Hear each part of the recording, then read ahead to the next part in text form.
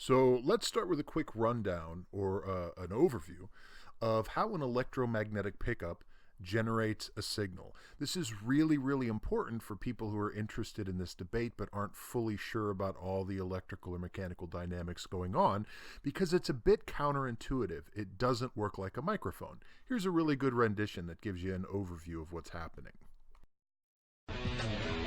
The electric guitar, obviously a musical instrument. But why electric? Because it transforms the vibrations of the strings into electric current. And it's this current that's sent to the amplifier. To produce music, the electric guitar makes electricity. So how does it work? Here is the most important part of an electric guitar, the pickups. They're the ones that transform the strings' vibrations into electricity, so they can be sent to an amplifier for everyone to hear. While the body of the guitar contributes to the look of the instrument, it doesn't contribute a whole lot to the sound. That's because it's solid, unlike an acoustic guitar which is hollow. The strings are metal for a reason. Their magnetic properties interact with the pickups, and it's this magnetic interaction that creates the electric current that will be amplified to unleash the sound of the instrument. But that is nothing compared to the amazing performance of the pickups, turning mechanical vibrations into electricity. The pickups are basically 6 magnets wrapped with a very fine copper wire coil. The wire is thinner than a human hair and wound around the magnet 7,200 times. Uncoiled, it would stretch the length of around 8 football pitches. These knobs control volume and tone. And this is the pickup selector switch. The tone knob acts as a kind of filter. It works with a capacitor built into the circuit board. It gets rid of high frequencies, giving the guitar a warmer, fuller sound. But tone and volume mean nothing if you can't hear a thing. The pickups are key. They really pick up the strings' vibes so they can be amplified. All this using only a few magnets and a coil. The pickup's magnets produce a stable magnetic field. That is until the guitar is strummed and the vibrating metal strings disturb the field, inducing an electric current in the coil. The current fluctuates in keeping with the movement of the metal strings. So if you pluck the A string, it vibrates at 440 cycles a second, or 440 Hertz, and that will induce an electric current of the same frequency in the pickup. So what does the pickup selector switch do? Well, to get a particular sound, guitarists can choose one or a combination of pickups. The pickup closest to the bridge, where string tension is high, picks up high-frequency sounds. The pickup closer to the neck, where tension is less, registers more bass. But the electric guitar is nothing without an amp. In fact, the amplifier is considered part of the instrument. Unplugged, the 2-volt current from the string's vibrations won't get power cords to the back of the stadium. It needs a boost, first by a preamp and then by the amp itself. And the louder it gets, the more distortion. So the output current, which is what generates the signal, can vary pretty wildly, and it's tiny. It can be as low as 1/8 of a volt. That particular video is cited up to 2 volts. Can be a little bit more. Then you have passive and active pickup systems.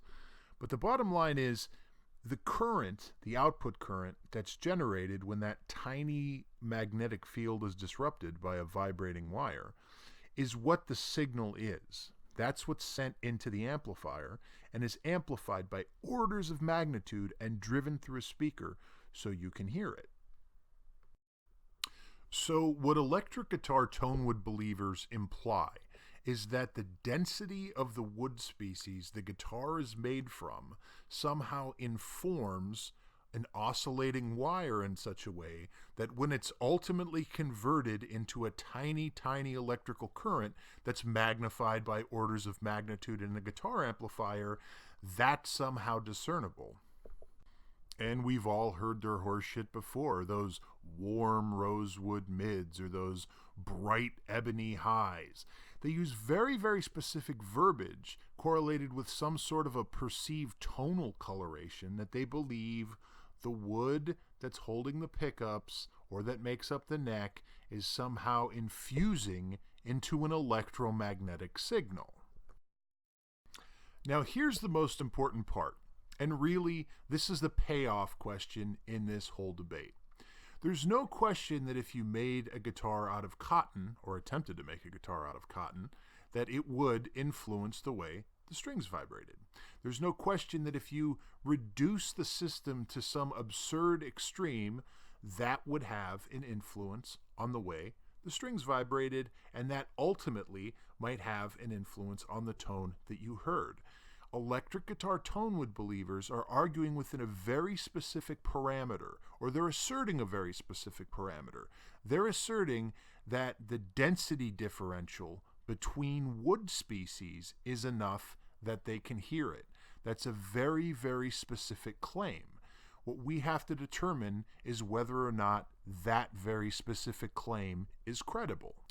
Imagine for a minute a small table, and on top of that small table there were two glasses.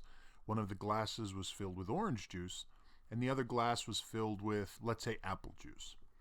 If you put on a blindfold, unless you were somehow disabled or missing a tongue, you would certainly be able to discern the difference between orange juice and apple juice.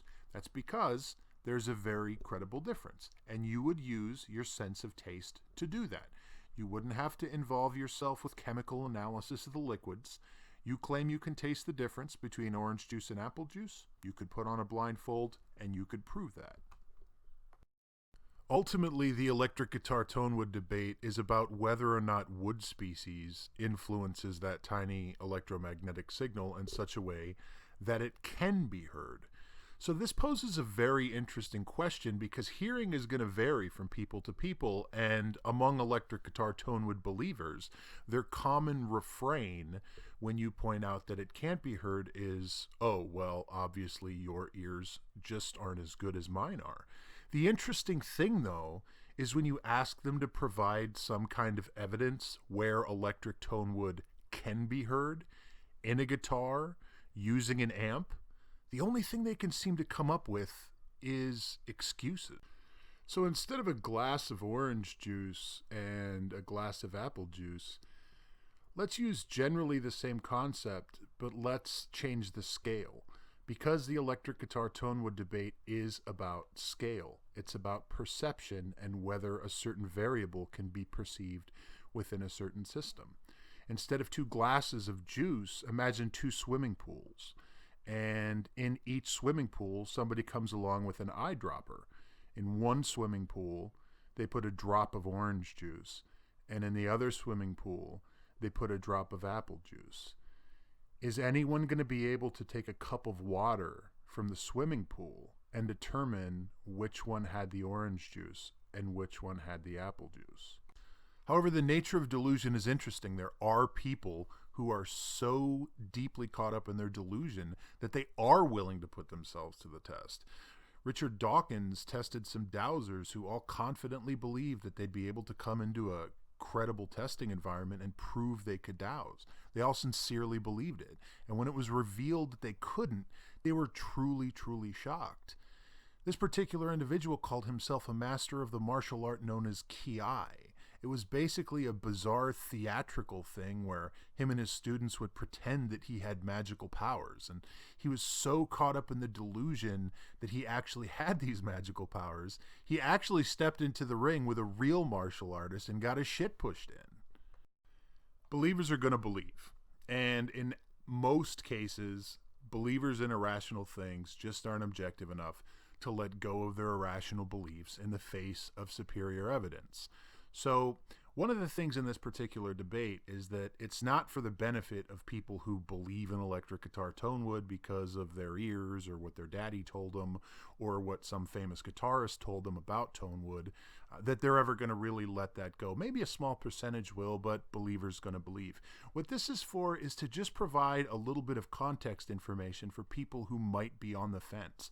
Maybe you're not totally sure whether it makes a difference. Maybe you thought you heard a difference, but you weren't entirely sure, and you're looking to examine the respective cases made by either side. You'll note that the people who attempt to prove electric Tonewood, something that has very specific parameters involving guitars and amplifiers, can never just furnish evidence using guitars and amplifiers.